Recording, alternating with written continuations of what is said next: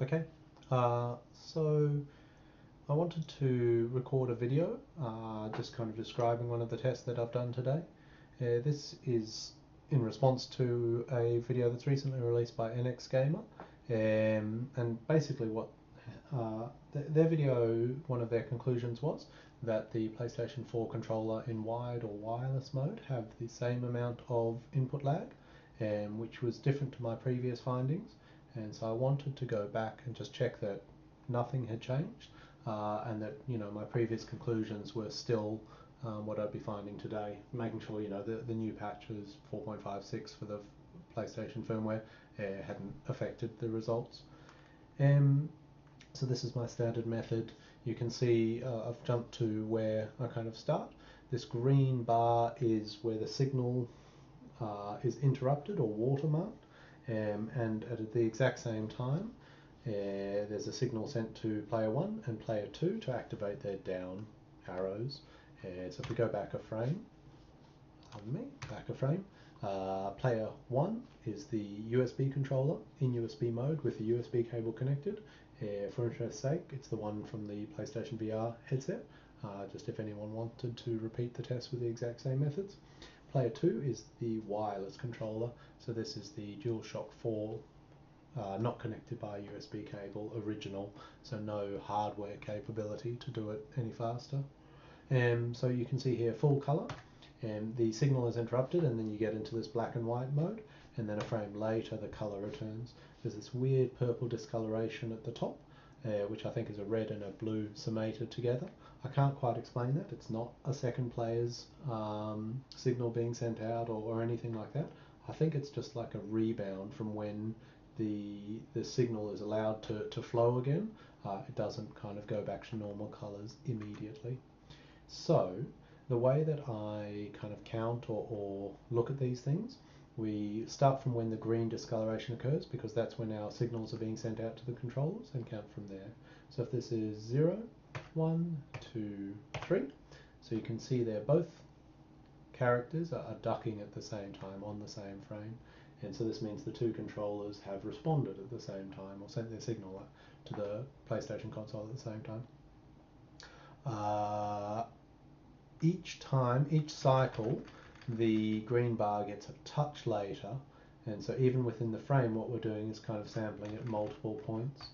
So there it's still pretty much close to the top, but as we go along you can see that the green bar now is a touch further along, so the input is starting a touch later in the frame, so not a whole frame later, that's probably all of half a millisecond later than the previous one. I send out the signals every 30 frames, and the reason for that is to let the two characters recover from their animation, so you can see a clear change when they start ducking. I should point out there are little episodes, you may catch them, where one character or another character just has a period where they don't seem to respond, and that's purely because the way I did this, I pulled off the fronts from the DualShock controllers, and I had two wires across, pushed down onto the signal pad for the down direction, and then there's an optical isolator that completes that circuit without being able to communicate with one another. There's no electrical crosstalk or anything like that between the two controllers.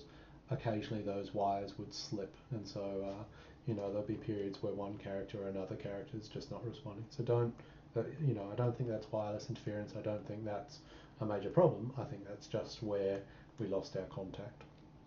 Yeah, so you can, that one, there's a period where, the red character has nothing, and then probably getting those contacts back on, the blue character starts not responding.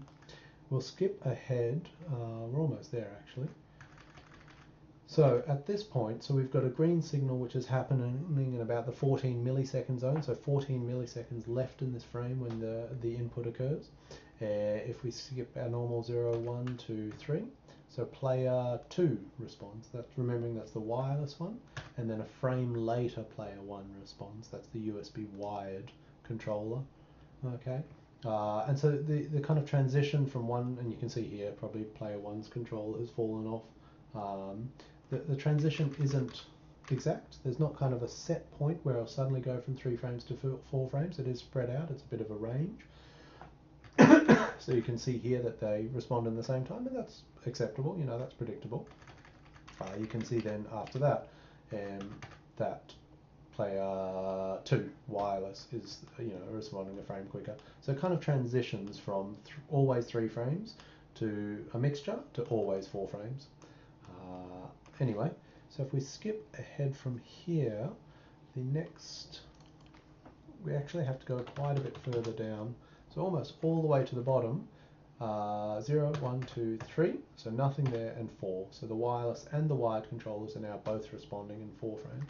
If we go back, that green bar is almost at the bottom, so it's really, you can input your command. If we just skip back from here,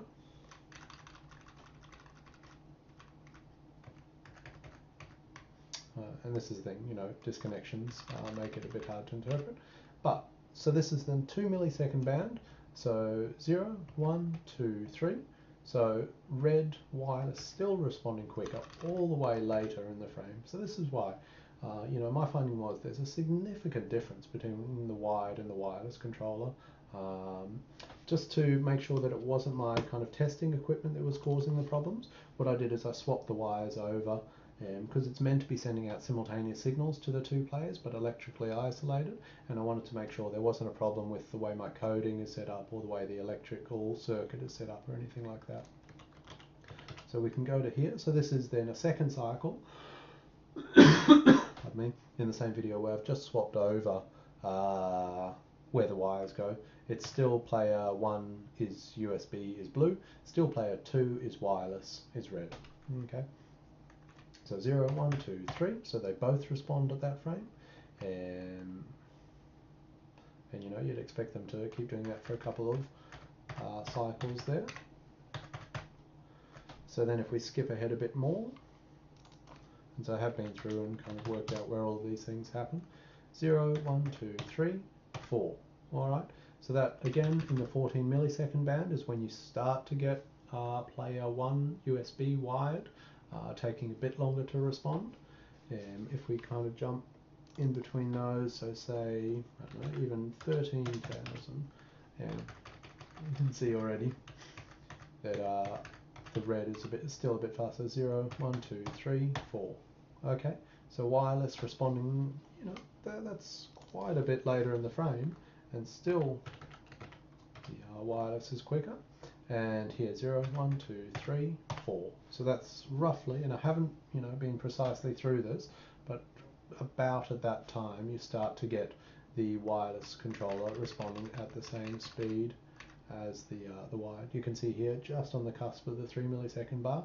1, 2, 3, 4. So that, I mean, that's my conclusion. This is the way I test stuff. I'm very happy to take kind of feedback or questions or criticisms.